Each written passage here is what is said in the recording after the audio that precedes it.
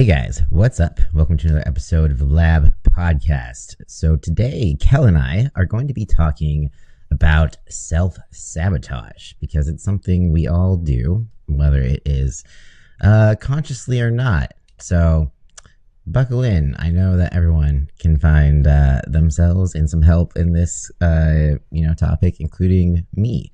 So anyways, before we dive into that, Kel, how's it going? Oh, it's going, man. We're recording this during Thanksgiving week, so I'm actually about to leave town, go up to Cleveland it's like a 3.5 hour drive from where I'm at now. Okay. But yeah, getting ready for the holiday. How about you, man? Just getting ready for tomorrow. I think today I'm gonna pre-make the cranberry sauce. We're doing Thanksgiving at Dez's apartment, which, if anyone doesn't know, she lives literally, I would say 100 feet away. I can nearly see her front door from mine. So we're doing it over there. She has a slightly larger apartment, 2-bedroom, and then there's the kitchen space is just a little bit bigger. It's the same layout, which is trippy, but it's just a slight bit bigger. So we're having my parents and her dad over, and then of course her kids. So doing most of the cooking. The only thing, did a little hack and went ahead and did a pre-cooked Whole Foods turkey. So that's most of the bullshit. I'm still doing the potatoes, the sweet potatoes, cranberry sauce, because to be real, it's just the potatoes are very important. And even though the meal that we got from Whole Foods, it comes with potatoes, but I just don't trust it. I'm no, you can't have shit mashed potatoes on Thanksgiving. It's a sin. So I am making my own. That's fantastic. What is your favorite Thanksgiving dish? Do you have one? Yeah, I really love sweet potatoes. The marshmallows, Old school casserole? Old school. I have a sweet tooth, and it might as well just be pie. And for some reason, I mean, pumpkin pie I tolerate. I will have some, but I never crave it. So it's funny because the sweet potato is very similar to what the pumpkin pie would say it's but it's got marshmallows. And if you can give this is what I like to do if it's all on the same plate. So if you mix a little bit of the sweet potato with the regular mashed potato and then a little bit of cranberry sauce, you have this sweet, savory, tangy bite. And so I'm making sure I've got my tangy bite on that Thanksgiving plate. I have a very important question to ask you, actually, about Thanksgiving. Okay. And mostly, so I saw this thing on, I think it must have been TikTok, because let's be honest. But I saw this thing that was Thanksgiving sushi. So what they did was they take the crispy, they used a rotisserie chicken, I think, but they took the crispy skin and they used that as the seaweed, and then they did mashed potatoes, mashed potatoes, cranberry sauce, turkey, and stuffing, and rolled it up like sushi. Mm-hmm. Thoughts? Honestly, that's also very similar to something we call a galantine in the cooking world. So it is actually a thing. I've made it, but so you essentially de-skin the chicken, and then you stuff it with the chicken, but also ground beef. You mix it. Yeah, it's weird. And then you can either roast it, which I like to do, but the way we learn in culinary school this is very French, is they actually boiled it, which is disgusting. Yeah. So when you roast it, it gets the chicken skin nice and crispy around it. And then you've got whatever you decided to really stuff it with. It's good. So I could see that tasting good. The Thanksgiving sushi is what you're saying. Yeah, I would be on board for it, because it's they're just It's a different version of something that was French rather In a than different shape, sushi. essentially. Yeah. When I was in, I don't know if you remember, I used to work at the taco shop that as the food safety guy, Mhm. and Thanksgiving we always had a Thanksgiving special taco. Um, that was basically a whole meal in a taco form. What was in the taco? Was it like all the fixings in the taco, or Turkey, potatoes, and then a cranberry salsa is what they called it. But it was, that sounds good though. yeah, it was very good. They used, and then like just a regular taco shell, I think is what it was. I Yeah, don't think they did anything special there. interesting. Missed opportunity. Um, yeah, yeah, they could have done more with that. What's your favorite? Oh, mashed potatoes. Mashed potatoes, I think, is my second favorite food in the universe, behind peanut butter. And but the funny thing is that I didn't realize was weird until recently is that I was raised on Hungry Jack, the powdered mashed potatoes, and I am completely fine with them. But Maddie has very strong feelings against the packaged potatoes, and I'm like, okay, but it's a lot of work to peel all those damn potatoes. So Yeah. I'm a no. I don't like to discriminate when it comes to mashed potatoes, so I will eat any of them. The only thing I don't like is when they put. Um, I've been places where they put like sour cream in mashed potatoes, and I don't like sour cream, so Okay. that's Yeah. that's where I draw the line, I guess. Yeah. Sometimes it's good if you imagine like sour cream and onion chips. That's kind of like the flavor profile you're going for with that. But sometimes you just want, regular mashed potatoes that are just, not bland, but don't have any like extras in them. It's kind of like Rocky Road ice cream, where it's like you like the flavor, but I don't like the nuts in there. It's just, one step too many. And yeah. I can see that. I when I was in college, this is the last off-topic thing I'll say. When I was in college, I had to live in the dorms all 4 years. I went to a very small school, but we had a like one delivery service in town. That I'm actively telling people my age is what it feels like. But we had one delivery service that would deliver to the dorms, and it was called Hot Potato. All they made was baked potatoes with different toppings on I mean, them. that's amazing. It was Yeah. amazing. Talk about a good. Well, I didn't drink in college, but talk about a good drunk food. Fuck. Oh, yeah. Yeah. Stoner food. But also, I think that still exists in our mall right now. It's like Nice. there's some potato bar and it's something like that. It could be gone by now because things are in and out of there all the time because no one shops in person as much anymore, which I don't know what's going to happen to malls, but that's a sad thing of, our childhood. Yeah, I think it would do better in the Midwest than it would do out in California, if I'm being honest. That's true. We do love potatoes, but we also love, ignoring carbs as a food source. It's like, Yep. you We love a know, good fitness myth out in California, especially in yeah, Southern California. and some shots of Ozempic and Botox. Up in NorCal, it's a little different. I'll say that. This is more Southern California. It's a whole new state. But yeah, speaking of states and stuff, should we roll into the other part of our topic? Heck yeah.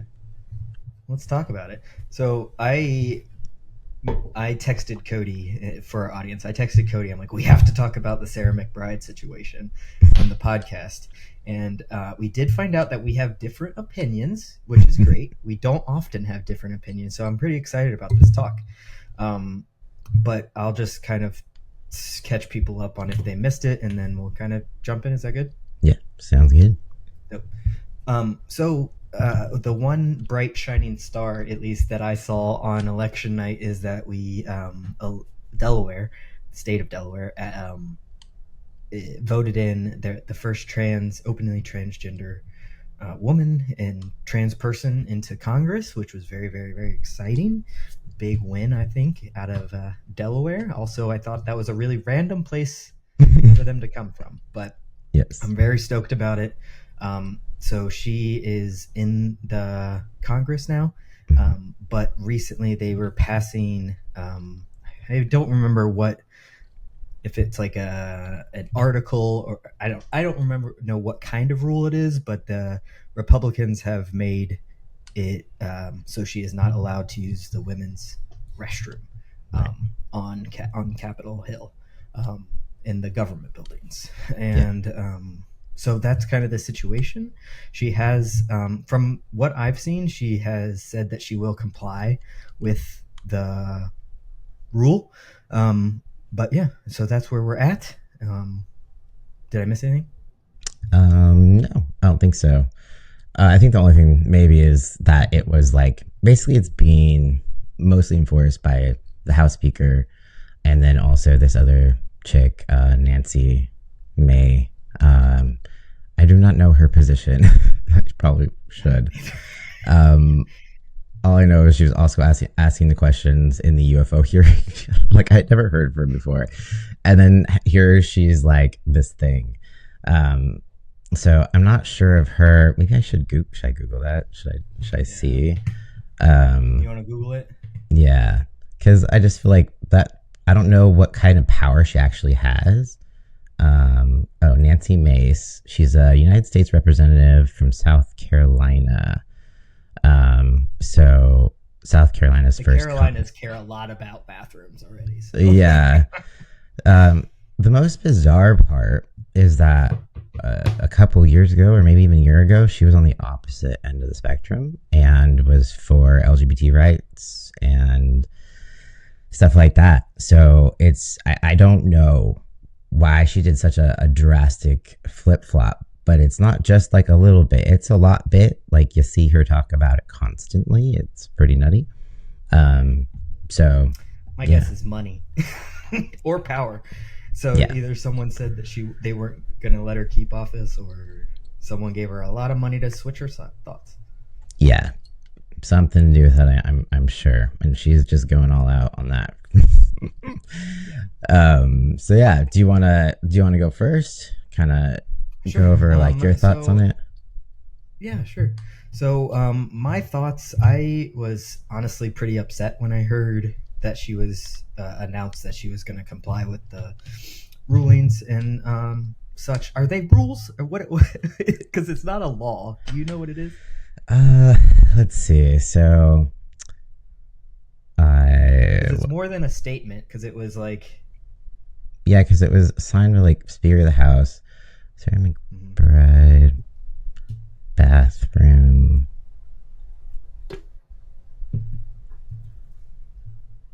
So essentially, it's just like a bathroom ban, but only within like. Okay. So that House Republicans bathroom ban.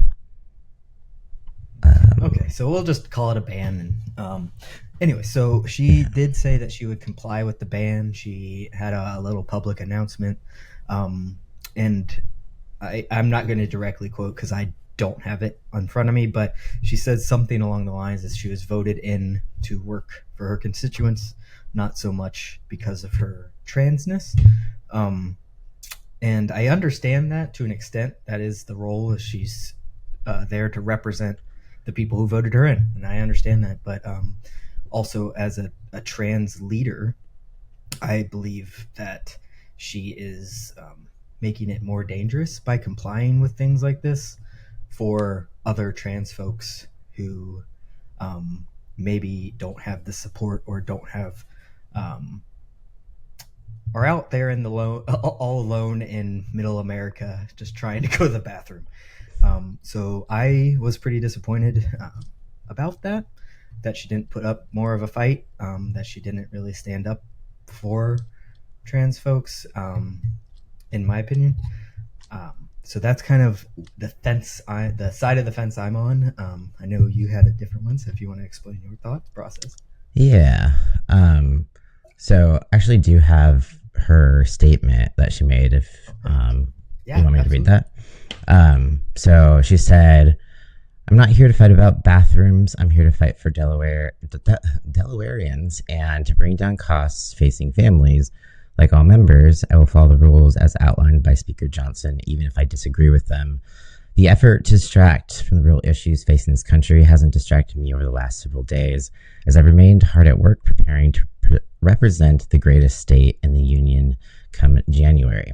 Serving in the 119th Congress will be the honor of a lifetime, and I continue to look forward to getting to know my future colleagues on both sides of the aisle. Each of us were sent here because voters saw something in us that they value. I have loved getting to see those qualities in the future colleagues that I've met, and I look forward to seeing those qualities in every member come January. I hope all of my colleagues will seek to do the same with me. And so, yeah, basically, how I see it, um, Republicans love to create drama and chaos. And I see her as not taking the bait and creating this reactionary situation where they can take clips of and take things out of context with and just kind of point the finger and be like, see, she's not fit to serve. You know, she's crazy. She's making such a huge deal out of this. And basically, anytime I feel like a trans person fights the bathroom situation, they just turn it around and they're like, oh, then you do have some sort of weird, like fetish, or, you want to be in there making women uncomfortable. So I feel like her not, making a thing of it is probably like, I see that as fighting, because her being, out and proud and, being very visible, like that's rebellion in and of itself, especially to be working and, just focusing on the issues that she finds most important. And I think we have to be careful about where we're placing our anger and disappointment, because it's so easy for marginalized communities to either like punch down or over versus up to who's really the main cause of the problem. We have to remember that she's also a victim of a systemic issue. And so putting that much pressure on her as a victim is a lot. And sure, yeah, she could be seen as a leader because she has this position. But as she stated, she's in the best place that she could be to fight for trans people. And I just don't know what other options there are, because she's said multiple times that she disagrees with it. And I don't think that she's just going to stop advocating for trans people. This is solely like what impacts her in the moment. I'm sure if there was like a national bathroom or federal level bathroom ban, she would, speak up, say something, or maybe even, she's in Congress where they make the laws. That's kind of the best position that she could be in to actually help where we need help, not just social media, making statements, that sort of thing. And also, I feel like when it comes to equality also, like, we're fighting for equality for trans people. And if we're putting pressure on her, telling, her that she's not doing enough, for the trans community, just by the fact because she is trans, like, I don't think that's fair. We can't just have these certain expectations of people. I feel like, yeah, equality, she gets the choice of where and how she advocates and what she sees best. She knows stuff that goes on the inside. So she might have this completely different strategy that she knows is going to be the better option. It's just harder for people outside to see what's going on. But from what I can see, like, she's basically making them more mad because she's not giving them the reaction they want. And I can tell that it's like, especially with the Nancy Mace character, like, she looks insane because she just won't stop about it. And I think also, she has made a statement disagreeing about it, but I don't know that it would make us any safer if she also kept hammering the issue, or kind of like made bigger steps. Just like, I don't even know what that would look like for her. Does she quit her job? Does she just protest and not comply? And then, the Republicans get to just like take photos of her and be like, oh, she's not following the rules and she's in here to, sexually assault women in the bathroom. So I think honestly what she's doing is probably the safest for the trans community, because the more media and stuff that it gets, like the more she fights it, the more it's going to be blown out of proportion in the media, and the more people are going to be looking at that specifically.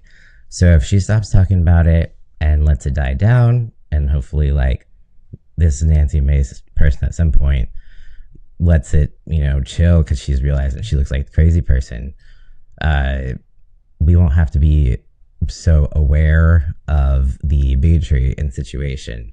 So I just feel like there's all these different approaches besides just being kind of like loud and whatever about it. It's just plain bait is what I see it as. Yeah, I can see where you're coming from, but I do think that once you accept a role, especially she's the first trans person in Congress, like she is going to be a trans leader. That's the role she has. I don't think that she can say, I'm not here for trans folks when that's the position she's chose. I think you have to kind of put the community ahead of yourself in that sense, because that's the position that she signed up for. I think you're taking on a lot of responsibility when you take on leadership roles like that. And I don't know what the solution is, but I do think, I don't think she should quit her job, obviously, but like pushing back a little bit, or if it's a ban, what kind of rule is this? Will she get in trouble? Is it just saying something that doesn't really mean jack shit? And that's kind of the thought processes I went through. Another thing that I get frustrated by sometimes when I see leaders taking less than what they deserve is that idea of like separate but equal. Like we're willing to accept these crumbs, and to me that's what the public sees is, they'll fall over if we push them a little bit. And that kind of ticks me off, just because I do think people deserve to go in the bathroom that they feel comfortable in and that they belong in. For her to not be able to is just ridiculous. And I would like to see something more, especially because it's such a big deal that in Trump's America that we at the same time got a trans person. That's huge, and really exciting. And it would just, to me, feel so much better if we had an advocate who was showing strength as opposed to backing down. And that's kind of what I view it as. Yeah, I think I would argue that I see what she's doing as strength. She's not falling over. In fact, she's, still standing strong and just like letting it, just bounce off of her. And, you never know, her strategy could be to make them see how ridiculous it is when she goes into the men's bathroom and there's like a legit woman in their bathroom and making them feel uncomfortable. So it could be another way of being like, this is what you wanted. So it's just like, I don't see it not being strength.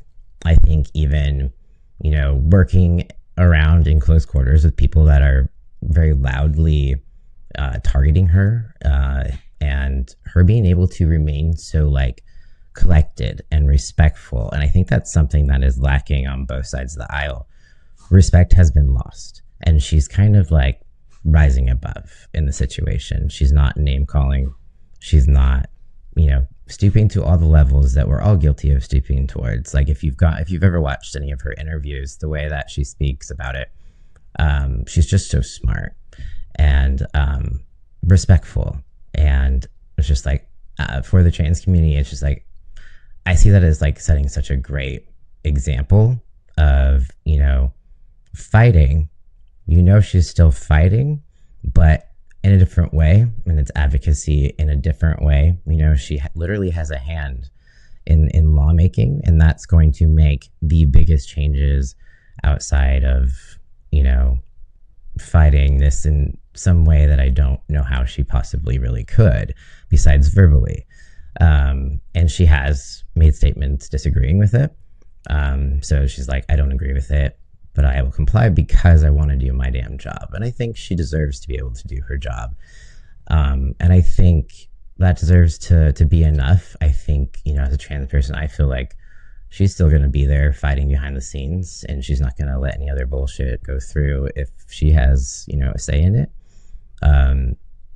So like, I guess that's kind of how I see it, in that she's fighting. It's just in a different way. Yeah, for sure. And I think the way she's fighting, I think, is a really great way. I just think that in the time period that we're at, I'm not sure it's effective, if that makes sense. So one of my big gripes with the big D Republican or Democratic Party is that when, like that Michelle Obama quote, like when they go low, we go high. I feel like we've been doing that for 10 years and we just keep getting kind of ran over. The fact is that the Republicans are unwilling to work with us, so we're not making changes in the way that is helping folks. I think we've seen that a lot, and I kind of just would like to see at least some Democrats have a backbone and kind of fight, because it feels a lot more like we're like compromise, as opposed to like, dude, this is crazy, we are anti-moral now. And but I think that is the nice thing about politics, is that we can all have like different opinions on what we want out of leaders. Like, she's not my representative. I don't live in Delaware. I have no right to be criticizing. I didn't vote for her, right? Yeah. I'm super stoked that she's there. I'm super stoked that she can do her job. And by no means do I think I could do it or have all the answers. I just think, I just kind of want a little bit more of someone that can throw the dirt back or throw the punch back, as opposed to just being the nonviolent person taking the beating. Yeah. And I mean, this is only, stage one. You know, maybe there's... She's not even in office yet, so like So it's just like she doesn't even need to be throwing punches yet, and she can throw punches in different ways that are stronger, you know, behind the scenes. But also, I think, you know, it comes with the misplaced anger situation. I wanted to like go over that again.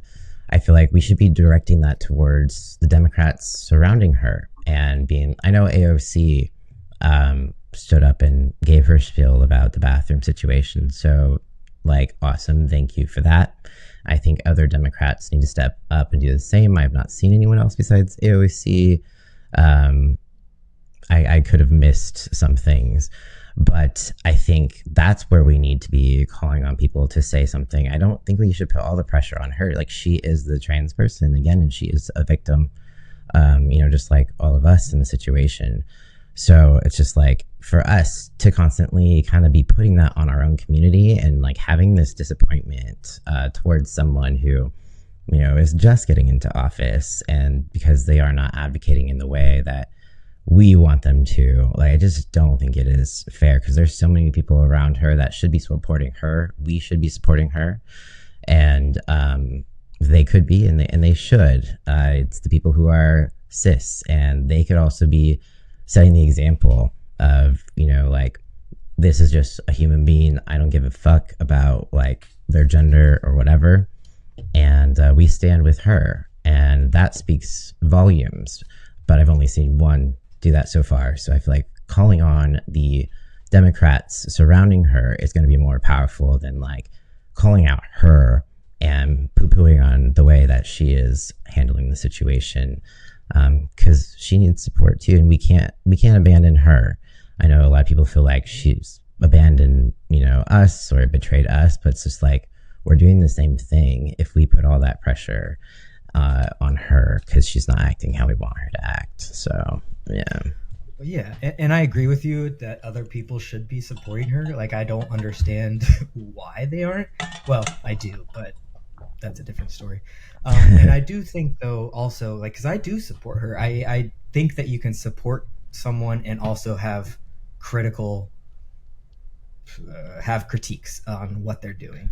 Because I don't think she's a bad person. I don't think she's a bad representative. But I do think I can have. And everybody can have like critical opinions on what's happening. But I do support her, and I hope she does really get her feet in and get dirty once January rolls around. So I think it's just a wait and see now. Yeah, for sure, definitely. All I know is that I've watched some of her stuff, and I know she's incredibly smart. So I think like deep down, she probably has, a bigger picture plan. So we'll see how it all unravels, but it is kind of fun to see Republicans freaking out about something and her just being like, what's wrong? What's the issue? Like, let's just work. Yeah. All right. That would be nice if that would just happen, but it doesn't seem that Congress does a ton of work. Yeah, that's fair. But maybe that's why she wants to focus on it. Yeah, absolutely. So, do we want to go over to our topic for today? Yeah. Yeah. Self-sabotage. Ooh, big Especially one. going into Thanksgiving, a good one. Oh, yes. So, should I start with the definition of self-sabotage or what it looks like? Let's get us on the same page. Yep. All right. So, self-sabotage. So it's a behavior or thought pattern where you actively or passively prevent yourself from achieving your goals.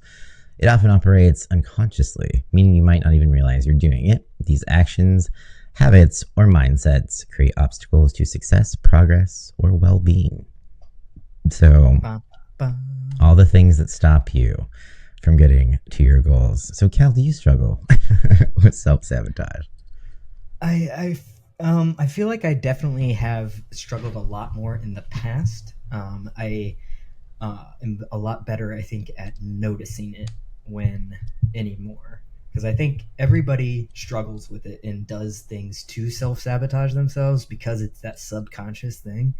But I think noticing when you are kind of headed in that direction is the real key important part, is to kind of pull back and rein in those actions. But yeah, I used to be a big self-sabotager, especially in the beginning of my journey. How about you? Oh yeah, I mean, I still do it. Not even like fitness related either. Like there's so many ways. I mean, procrastination. I'm a huge procrastinator. Like that. That is, like avoidance. Fear of failure. Those are huge for me, and those are all ways that we can, potentially self-sabotage ourselves, whether we are thinking about it or not.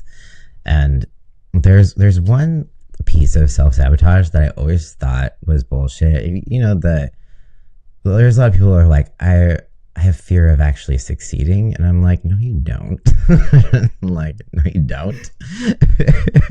Like that sounds like an excuse. But I thought about it more. I guess the way that it could operate, it's like I put it in the form of so a lot of times if I do something like, say, I remember I won my first race running, and I wasn't afraid of that first win, but then after that I felt like way more scared to do races after that because I had to feel like always one up myself. So I'm like, you know what? That does exist, because you have this fear of succeeding and then feeling like you have to maintain that and then, or even do better each time. I feel like that gets me when it comes to content a lot, or just sports in general, even like bodybuilding, uh, like how painful it is if you do worse the next year. You know, like things like that I didn't think about. I'm like, okay, it's real. I get that now. I think mine almost always is because I feel like self-sabotage is so closely linked to that anxiety of like when you're new at anything. So like I struggle a lot with like if I am nervous about doing something and I'm not sure what to expect, I will just completely shut down and not be able to kind of do it just because I'm afraid of failing at it or not being good at it. I know it's a one of those ADHD jokes that like if you're not going to be good at it in 5 minutes, what's the fucking point? And I think I struggle with that a lot because like failure is something that's hard. It's hard to do, especially I feel like as an adult, you get kind of almost, at least I've gotten more fearful about failing since I'm an adult because I'm like, oh my God, children younger than me can figure this out. What is wrong with me? And, but so I think that is something. And then that idea of that self-fulfilling prophecies, like when, and that's simple self-sabotage usually. And, yeah, like just thinking that you can't do something. Well, yeah, you're not going to be able to do it because you're going to make it not happen. Yeah, yeah. I like. There's been plenty of times, even with like I'm really bad at math, and I know like when I first went to college and had to do math, like I avoided it for as long as I could. Taking the math classes that I needed. Because it was just like I for sure thought I was just too stupid to learn math and I was going to fail. So I would just procrastinate that and like see if there's ways I could get around it instead of like trying to prove myself wrong. But I think we do that so much, even with like fitness goals of just, it's either one, we set massive goals that are so big that we can't reach it and we're like, see, I told you I suck at this, or you don't even try because you're so afraid of either like proving yourself right. Yeah, it's not doing even manageable things, and maybe you can't even and do that or something, Right, or like fitness specific, I've done this before, is like when you have been doing like really good on your shit for a while and then you're like, oh, what if I just you'll get that sense of, oh shit, I have to do this for the rest of my life, and immediately get overwhelmed and be like, fuck it, let's screw up. And Yes. I used to do that a lot, especially at the beginning, especially when I was drinking, because I would get like a compliment at the bar about like a friend who's like, oh, switched over from the craft beer to the 96 calorie Coors Light, you are looking a little better, and then I would just start pounding back like craft beers, and then you self-sabotage, and then the next day I'm hungover and I'm like, oh, door dashing it for sure. And then you kind of just snowball that self-sabotage, and it can be really fucking demoralizing. Yeah. It makes it so much harder to restart that once you get that kind of cycle going. Yeah. Do we want to talk about kind of like why folks do it?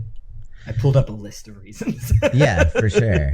And then if we go over the why, I have on like how to recognize self, like in yourself. So if you want to do that part, I'll do the whys, and then you'll do fixing this. All right. So the list I got is 7 different things. So first is that fear of failure or success. We kind of already talked about that. People are scared that they're going to fail at something, or scared that they're going to succeed, and they're going to have to either 1, keep it up, or 2, get it better. And that can be really terrifying, just like you said. The next one, the one that I see, I feel like a lot that happens a lot in our community are the next two, and that's low self-worth and unprocessed emotions. So because we feel like we don't deserve something, or that we're not worthy of changing our lives, making things better, we'll self-sabotage to make that true. I see this a lot when folks are just not feeling good about themselves, when you're kind of just in that low confidence, really self-conscious time, people can really creep up. Unprocessed emotions, so things like stress and anxiety that you can't sit with, so you have to like act them out almost. It's what it feels like. It can lead to kind of emotional eating, skipping workouts, stuff like that, because you let these emotions take over, instead of keeping your logical brain on track. Impatience, which Cody touched on a little bit, with setting those big goals and not happening in a week. I just saw someone who post online, someone hit the gym 2 days before vacation to get that nice beach body. That's not going to work very well, but no. The next one was subconscious comfort with the status quo. So essentially, you like your life and you don't want to change it, even if you know you also kind of want to, or you want the result, but unable to change the current process just because it's so comfy, and it's really scary to leave your comfort zone. Yeah. Next, we got external influences, so family, friends, or social media unintentionally sabotaging you. So, you are the sum of the people you surround yourself with. That old Benjamin Franklin quote, I used to love this quote, which is, I was such a dick when I liked it, but it's lay down with dogs, rise up with fleas. So essentially, you will get the habits of whoever you're surrounding yourself with, and recognizing that and staying can be a form of self-sabotage, because it can be really hard. You can't change your life in the same environment. Yeah. And then finally, the perfectionism. So just the idea of all or nothing. I want to either do everything or I can do nothing. There's no in between. And we all know that success just doesn't happen that way. There's not overnight success. You're not going to be perfect ever. So chasing that goal is just going to lead to a downfall at some point. Yeah. Yeah. Any All others that you wanted to add to the whys? Let me see if I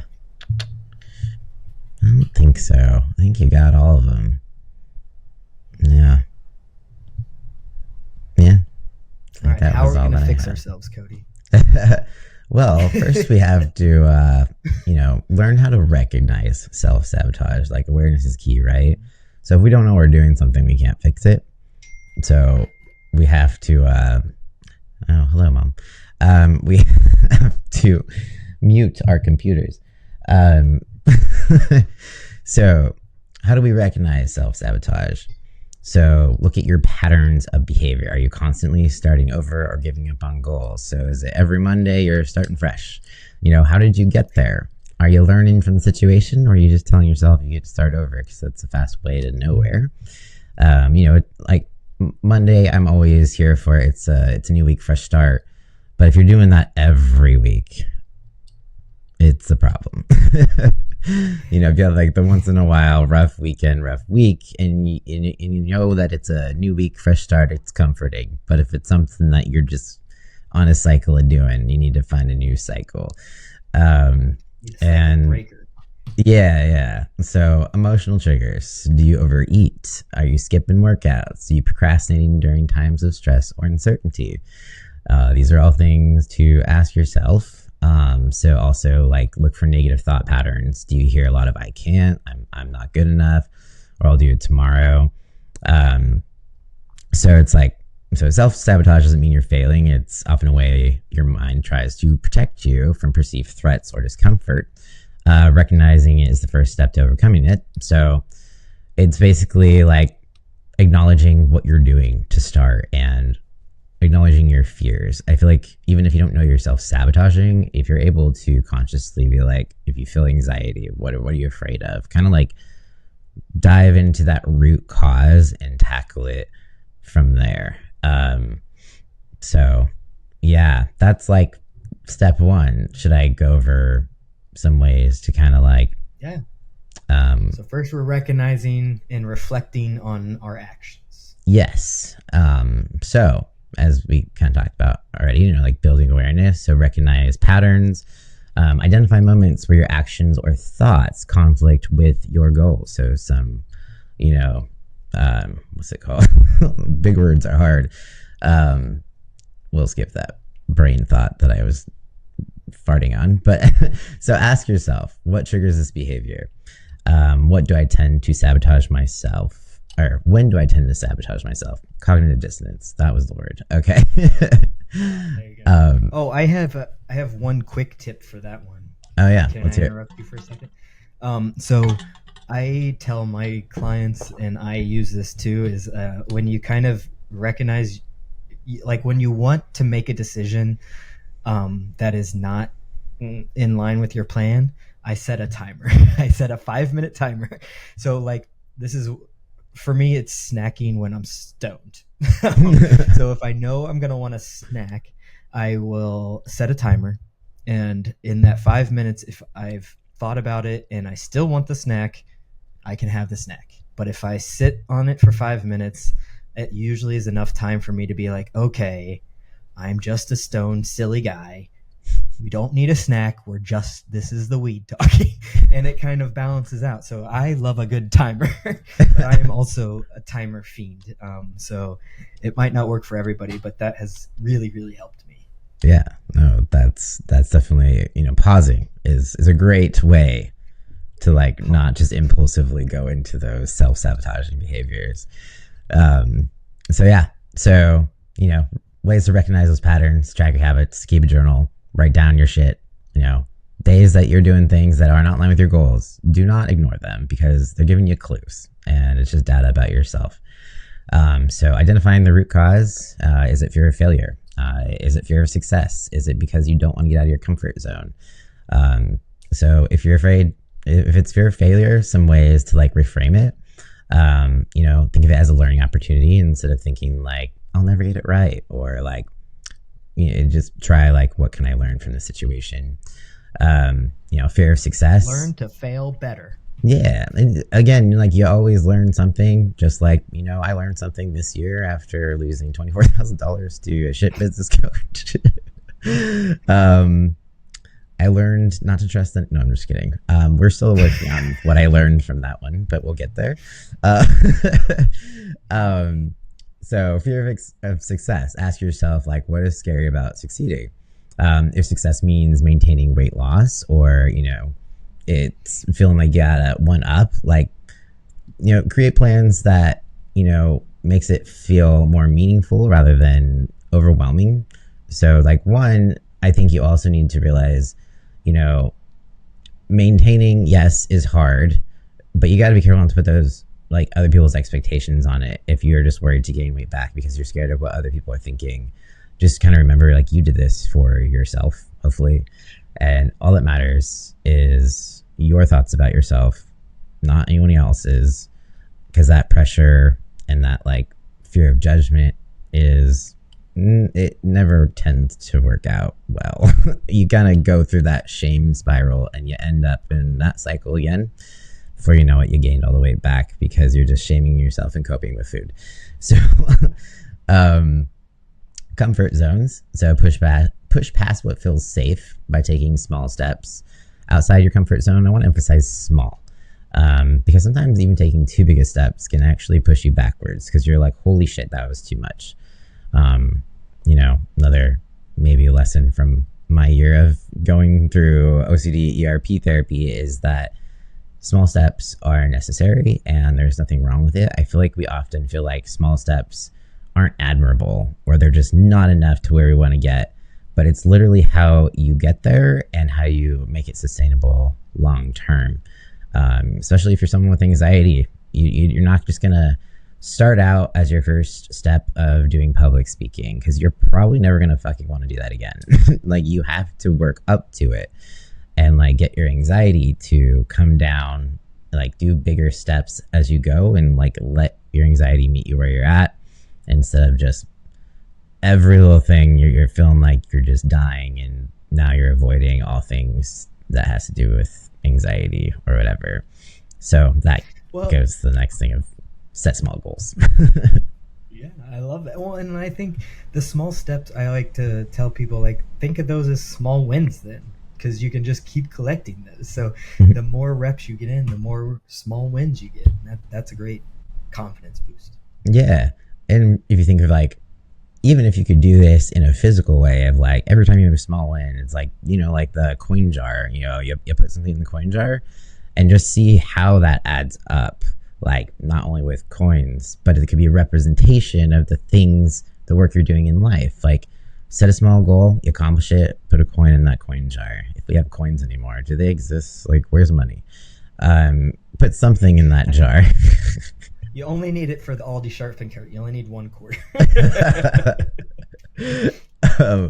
So whatever it is, maybe just like beads or some shit, to get like visual, like sometimes visuals are helpful, and I think seeing those stack up is something that can be incredibly helpful, because it's hard for us to see, because we just forget about the small things too. But even though they matter a lot, we're just like, it's nothing.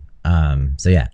And every time you go to the gym, put a quarter in, and then soon you'll be able to buy yourself a whole new wardrobe of workout clothes. Yeah, like that is exactly like, open a savings account, and every time you accomplish a small goal, put like $1 in that account, and then you can eventually, you know, it's motivation. It pays off, because you're like, if I do the small thing, I can put $1 in my account. I'm getting closer to whatever it is I want to buy.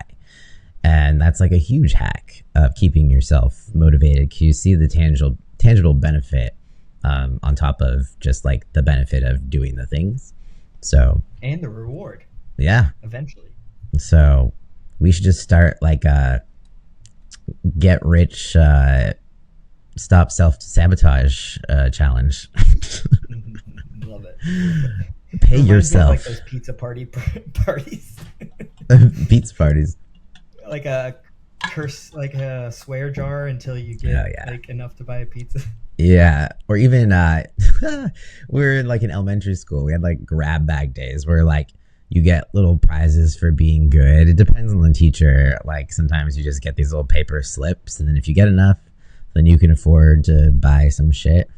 But it feels good because you earned it, unlike Chuck E. Cheese, where you're just like, Mom, can I have now it's like $100 fucking dollars, because it's like, I'm a child, I'm ready to gamble here at Chuck E. Cheese. Let's go. Child gambling. Yeah. So earning it makes it feel so much better. So I just think that's a great idea. So another big thing is making sure you're keeping your negative self-talk in check.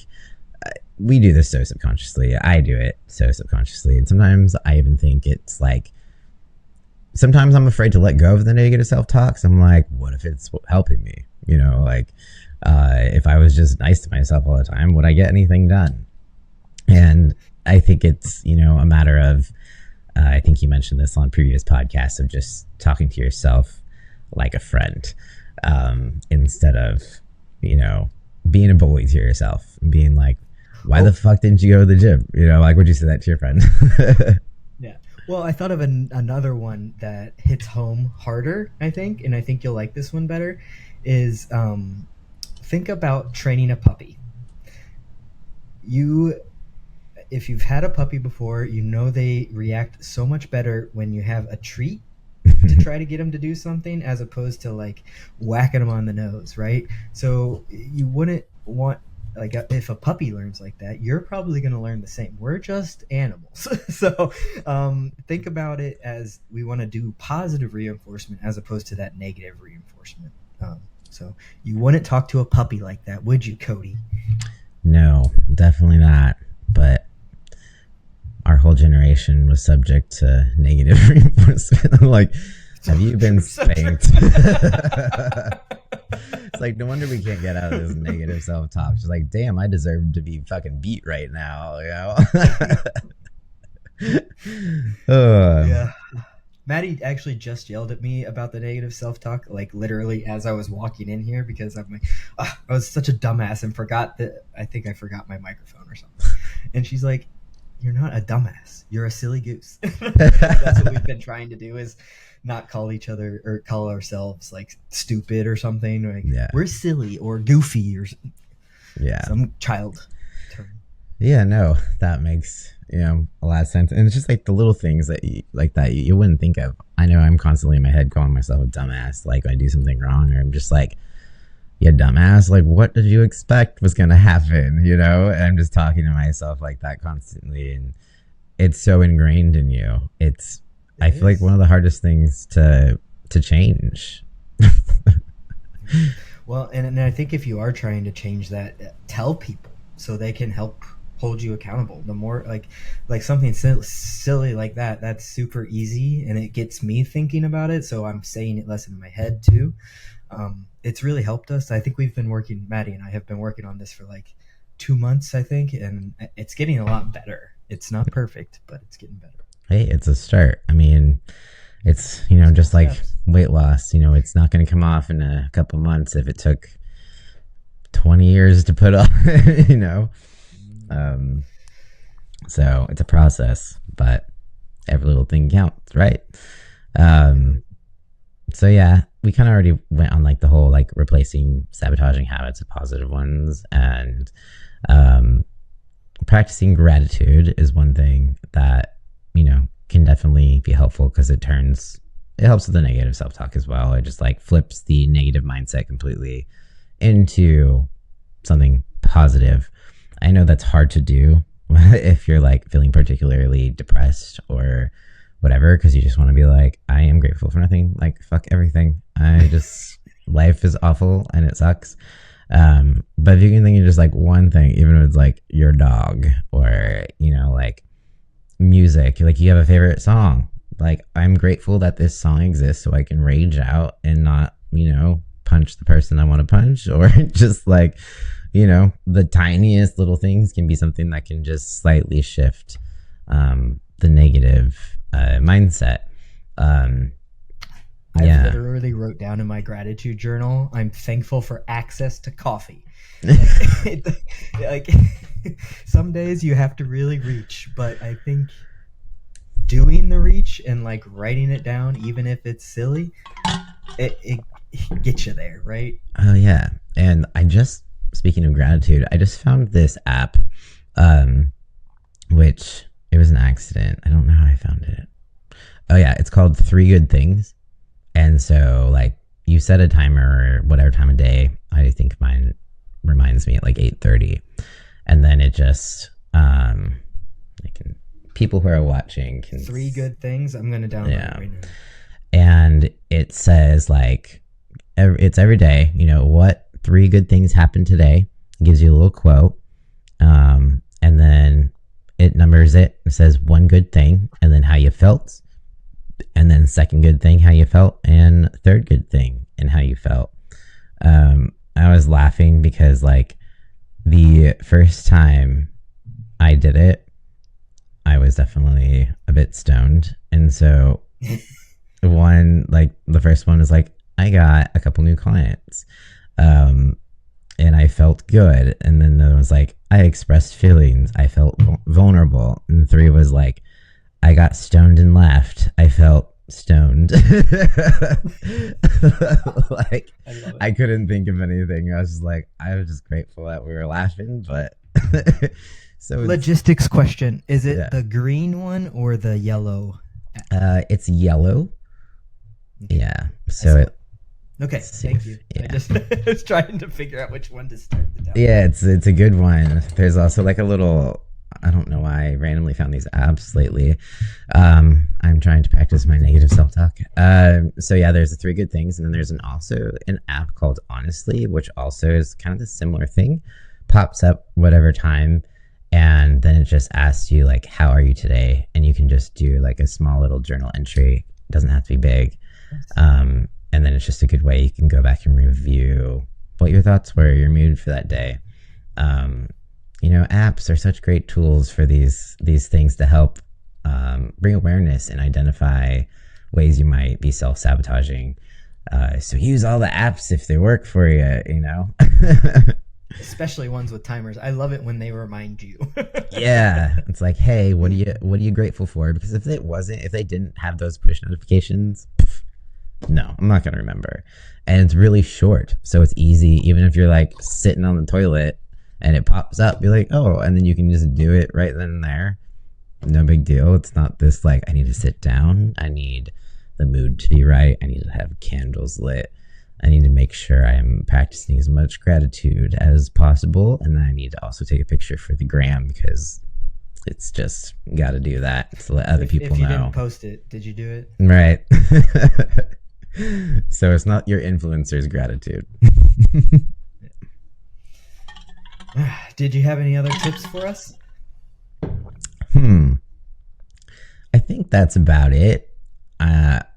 Besides, like we've kind of covered every little thing, like revisiting your why when you lose motivation, building accountability, telling people, like you said, if you have issues with negative self-talk, and replacing sabotaging habits with positive ones. So like instead of stress eating, the comparisons don't even equate, but just bear with me here. So it's like instead of stress eating, try like taking a short walk to decompress or journaling. We're not going to think, oh yes, I'm going to skip this donut for a journal entry. But like you said before, pause at least. Take 5 minutes to journal, make that your pause. And then not only did you pause, but you can probably create some awareness around whatever you're feeling. And let's see here. Yeah, just celebrate your shit along the way because it matters. And it's a way to keep yourself motivated. So, yeah. And also plan to fail. Like you're not going to be perfect at self-sabotage. Like we all said, like we've been doing this subconsciously. I'm 36, probably for 35 years. So be aware that you're not going to be perfect, that you're still going to have these tendencies, and that we're just trying to slowly rewire them. Remember that idea of neuroplasticity and that we have to create these new brain pathways. It's not simple. So, well, it's simple. It's not easy. Yeah. Yeah, for sure. Cool. I think that was a good one. Yeah. We got a lot of stuff. If anybody has any other questions about self-sabotage or wants to put any input, please give us some comments. Yes. And if you do get stuck in a self-sabotage cycle, just keep listening to this podcast, over and over. Yeah, let it put it on when you sleep. So just it through osmosis, it'll get into you. And it'll give us some nice numbers on the podcast as well. So anyway. Yeah. And share this with someone who's struggling with self-sabotage. Yeah, help us out. What Mel Robbins says during her thing. Oh, and it's like share this for someone else who tends to self-sabotage. Call someone out in a really rude way. Oh, just man. Send this with no explanation. Oh, it's like the equivalent of a GIF when like you don't want to say it with words, and so you just send the GIF. Okay, are you ready for the power talk? I'm ready. Cool. So this is from an unknown source, but I like the quote a lot. So here we go. Your value doesn't decrease based on someone's inability to see your worth. I wanted to use this one today, especially with our conversation about Sarah McBride and about self-sabotage in general. I think they're kind of linked. So I think when a lot of times when we count on these external sources to validate us and make us feel worthy, and I just want to kind of switch that around. Just because someone isn't seeing it or the public isn't seeing it, you're seeing all this bullshit on Instagram or on the news, that doesn't take away from what you have in you. You are worthy just by being here. and you are worthy of health, you're worthy of love, you are worthy of care. And that isn't just what you need to expect out of other people, that's what you need to expect out of yourself also. So I just kind of wanted to say that, to put that little earworm in people's heads. You are worthy. Just because someone doesn't see it doesn't mean it's not true. Love it. Yes. That's a great reminder, especially over the holidays. Absolutely. Well, I know everybody's going home to deal with family that they don't want to deal with. And just remember, we got your back. Yeah. Yeah. And you should have your back too. Yep. So have our back and listen to this podcast next week too. Yes, absolutely. Yes. All right. Well, cool. Until next time, guys. Enjoy your Turkey Day. Yes. To our international listeners, it's just another day. Merry Christmas. Know if we have international listeners, but just yeah. out there. All right. Peace out, guys. Till next time. Bye.